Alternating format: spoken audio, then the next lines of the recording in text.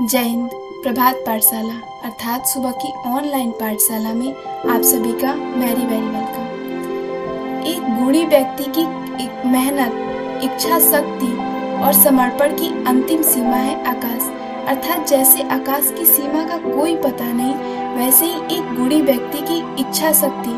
उसकी मेहनत और उसके समर्पण की कोई सीमा नहीं होती। ऐसा कहना है हॉकी विजार्ड अर्थात हॉकी के जादूगर मेजर ध्यानचंद का, जिनके जन्म दिवस को हम खेल दिवस के रूप में मनाते हैं और हमारे राष्ट्र में प्रत्येक वर्ष 29 अगस्त को खेल दिवस मनाया जाता है और इसी दिन मेजर ध्यानचंद का जन्म भी हुआ था। ये एक बहुत अच्छे हॉकी प्लेयर थे और साथ ही में इनको याद रखने के लिए हम इनके जन्म दिवस को खेल दिवस के रूप में सेलिब्रेट करते हैं। इसके अलावा भी उनके पास ऐसे कई सारे गुण थे जिनकी वजह से हम इन्हीं के जन्म दिवस को खेल दिवस के रूप में मनाते हैं, जिसे हम आगे जानेंगे। खेल दिवस को सरकार ने जब खेल दिवस लागू किया कि 29 अगस्त को खेल दिवस मनाया जाएगा, इसके पीछे गवर्नमेंट के और भी कई सारे पर्पस थे, जिसमें शामिल है कि खेल कूद के प्रति जो अभी हमारे राष्ट्र के युवा वर्ग हैं उनको प्रेरित करना, जिससे वे खेल के क्षेत्र में भी अपना कैरियर बनाएं, जिससे हमारे राष्ट्र को विश्व के खेल रंगमंच पे गौरव की प्राप्ति हो और एक ऊंचा स्थान मिले। और साथ ही सभी भारतीयों को खेल कूद के महत्व को बताना, उसके लिए प्रेरित करना, इन सभी पर्पस को लेके हम प्रत्येक वर्ष राष्ट्रीय खेल दिवस का आयोजन 29 अगस्त को करते हैं।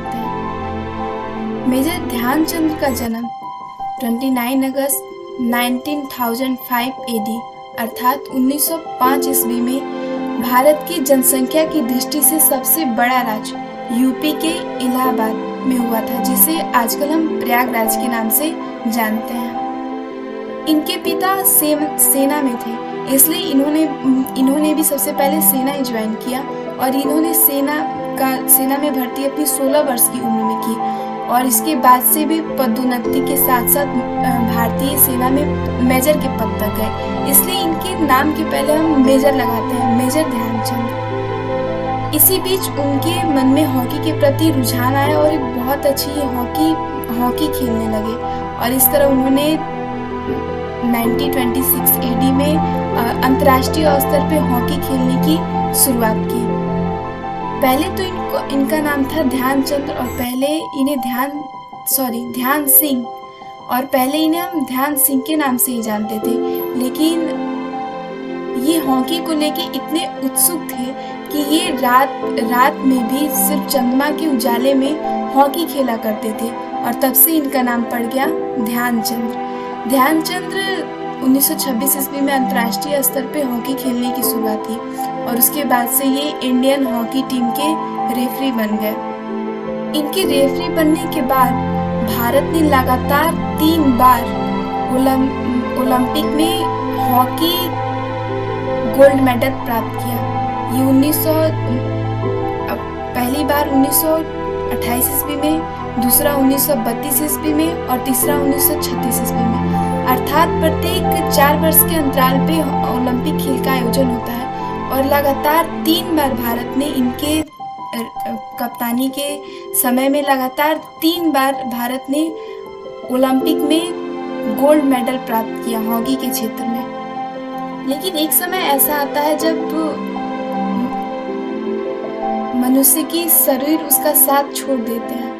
बिल्कुल इनके साथ भी ऐसा ही हुआ। एक समय आया जब इनको हॉकी के से संन्यास लेना पड़ा और इन्होंने 1948 ईस्वी में हॉकी से संन्यास ले लिया। ये एक प्लेयर होने के साथ साथ बहुत अच्छे जिम्मेदार नागरिक थे और साथ ही राष्ट्रवादी व्यक्ति भी, इसलिए इनको भारत सरकार द्वारा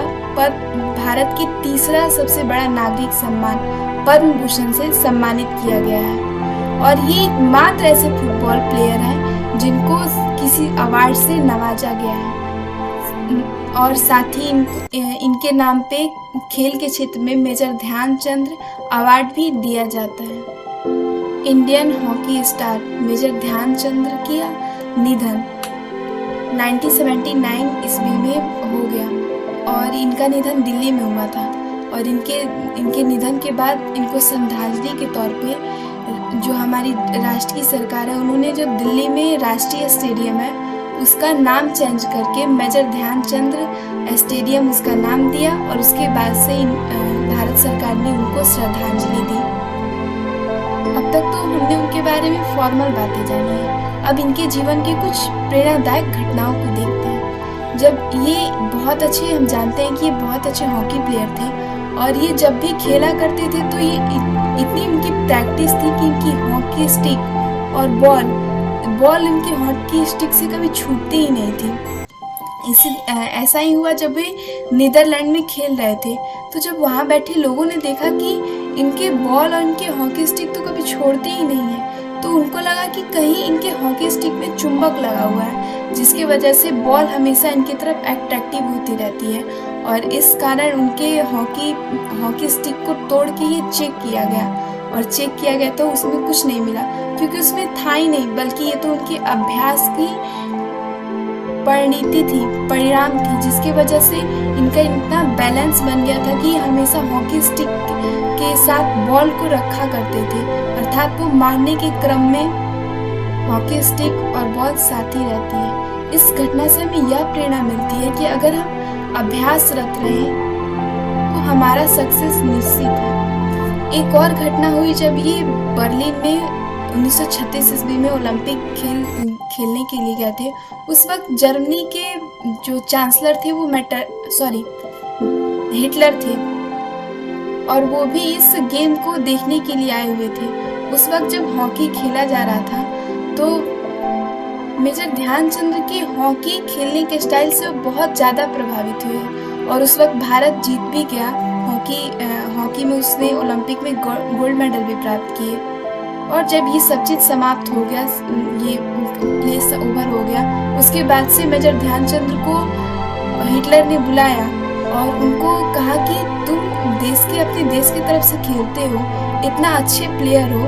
और फिर भी तुम्हें अपने राष्ट्र की तरफ से कोई सुख सुविधाएं प्राप्त नहीं होती हैं। आप हमारे तरफ से खेलो, हमारे राष्ट्र को विनर बनाओ और बदले में हम आपको सारी सुख सुविधाएं देंगे और साथ ही आपको सेना में सर्वोच्च पद भी देंगे।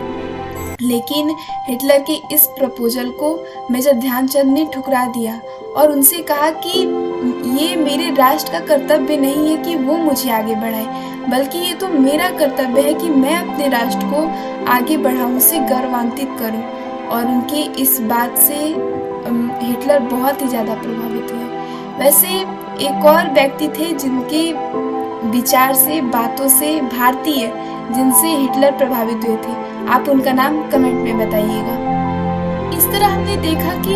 मेजर ध्यानचंद एक अच्छे प्लेयर होने के साथ साथ एक राष्ट्रवादी व्यक्ति भी थे और यही कारण है कि इनके जन्म दिवस को हम राष्ट्रीय खेल दिवस के रूप में मनाते हैं। That's all. जय हिंद।